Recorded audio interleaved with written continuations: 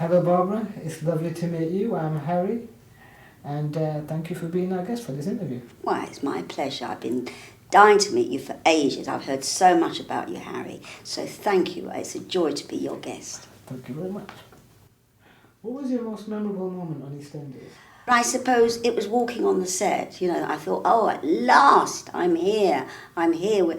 Because they always turn me down. Every time my agent phoned and saying, when are you going to have Barbara Windsor, because she's a true Cockney.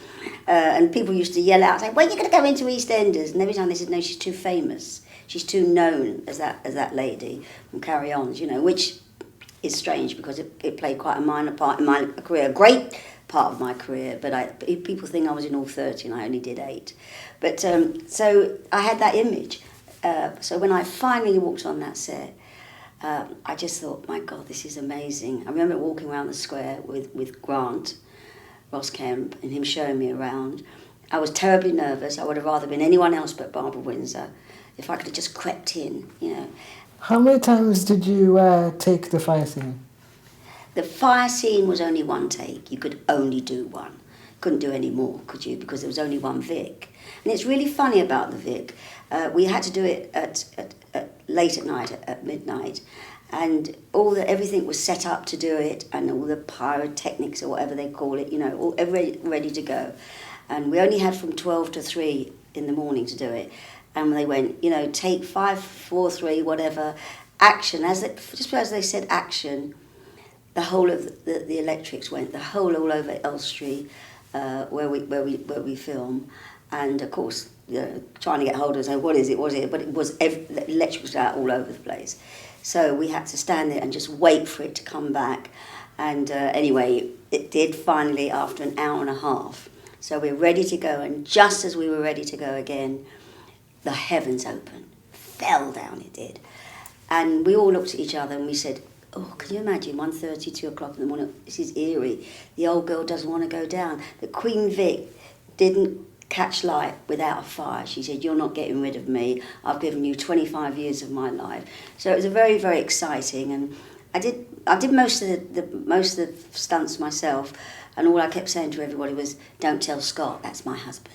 Because he said, don't be silly, your age at 73, you can't be doing that. So, but that was extremely memorable and exciting to do. Did you practice any of the facial expressions for the fire scene? I was so scared. Oh, I'm not allowed to swear, I won't, don't worry. But I was scared, absolutely gutless I was. We were all scared. We didn't know what to expect. Especially the worst one was where it blew up. And they just said, we need to see you standing in front of the Vic door. We pulled out Phil, got him out, and of course we didn't know what we were expecting and what happened. I'm only 4'10.5", I'm a very slight little lady, and when it went off, it was all, as I say, it was like the biggest fireworks ever. Since your pub bed down, Yeah. could you give us some of your insurance money? Oh, that's under the belt, that really is. As you well know, I didn't get any money from it. I don't know who, but all I did was walk out, didn't I, to the sound of my own footsteps and my own music. So, didn't get anything. I went out, I just took some money off Roxy, didn't I, and said I'll pay her back, and that was it. Who knows what's happened to me. In the Carry On films, you're always laughing. In EastEnders, you were always shouting. Which one do you prefer? Laughing, of course. I love to laugh, and I've got that giggle. It's like I take after my father for my giggle. I'm sure you're always asked about it, but that bikini scene in the Carry On camping, did it make you feel you're doing something a bit naughty? No, not at all. Because it's just an acting job, isn't it? At night I was playing in Thorpe Opera with the great Vanessa Redgrave, so it was like that was another part. But it wasn't meant to happen, the showing of the right boob. It was because we did it in a field. It was that terrible. Used to do all them out of sync, and that was done in the winter in a field at the back of Pinewood Studio, so they wouldn't have to pay for it. So they sprayed the mud green, stuck leaves on the trees that were false, and then there was this scene about the bikini would fly off, and I said to them, that doesn't happen. So we fixed for this lovely old gentleman who was retiring, because I didn't want anybody to see me. And so we had a hook there. It was a fishing rod with a hook there. So then, when Kenny went, out they go, Babs. And then suddenly off it had to fly. Well, the first time it didn't, and the hook never worked. And I went down on the ground and covered in mud, and they said, oh, wipe her down and do it, let go again. We never were treated like with any, soft hands. It was all, oh, do it again, let's go, oh, Jill, you got it wrong, don't get it wrong. It was always like that. They're pretty good, but I think I'd call mine Carry On Dirty Harry. Carry On Dirty Harry. Well, of course, and of course that could be a detective, couldn't it? Because because of the great Clint Eastwood films. What a good idea. Oh, well, mind you, maybe I've changed my mind. Maybe if you would star in it. Oh, yeah. Okay, let's think about it, shall we? Let's see if we can raise some money. No. We've got to raise money for your charity, haven't we? Yeah. Definitely. In one episode, you said you were a proper East Ender. I am. Can you teach me some rhyming slang, like apples and pears? Oh, God. Well, you see, let me tell you something. My mother was a Cockney snob, God bless her. And thank goodness she was, because she got us out of the East End. And she used to work solidly. She worked for her entire life, got us out to EastEnders, and we moved to Stoke Newington, you see. And the one thing she said is, Babs, we don't want to hear any Cockney slang. Like apples and pears and... Oh, I don't know. I'm trying to think. Whistle and flute suit, apples and pears stairs, whistle and flute suit. So we don't none of that. And no think and no thought. It's think and thought. Okay? Oh, I spat all over you, didn't I? But that's nice. We're friends, aren't we? You're quite petite. Do you think you could take Kylie in a fight? Of course I could. Take Kylie on? Yes, not many. EastEnders against neighbours, yeah, of course I could, yeah. I'm quite a sturdy little one.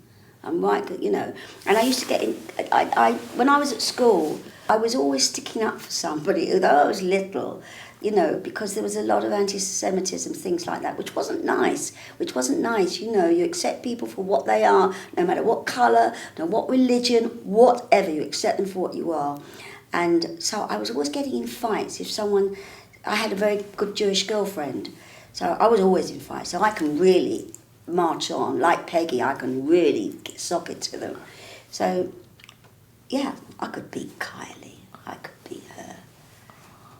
I'm taller than... Oh, no, she's taller than me, isn't she? So maybe not. No, she's too sweet and lovely. You wouldn't want to hurt Kylie, would you? No, not really. Do you fancy her? I think she's quite fit, yeah, definitely. Oh, right, quite fit, yeah. I'll say there's no chance now with me. I've been elbowed, have I? You've forgotten about me. Well, I've kind of got... You said all that to me before when we first met. I know, but I'm still dreaming of Stacey Slater, really. Who? Stacey. Stacey? Oh, she's well fit. Well, what am I doing here? Why am I wasting my time? Do you know, this is the story of my life. Everybody loves Stacey. Since you've become the new queen of bingo... Yes. Would you mind rigging it for us? What, bingo, to get you... No, I couldn't do that. I'm too honest. And then I wouldn't have a job, because they'd find out. They'd bound find out, because I've got a very open face that I'd done something wrong. And you wouldn't want to get money like that, would you? You want people to give to your charity. Definitely. That we've earned our money, but we'd like to give, because the Brits are very giving people.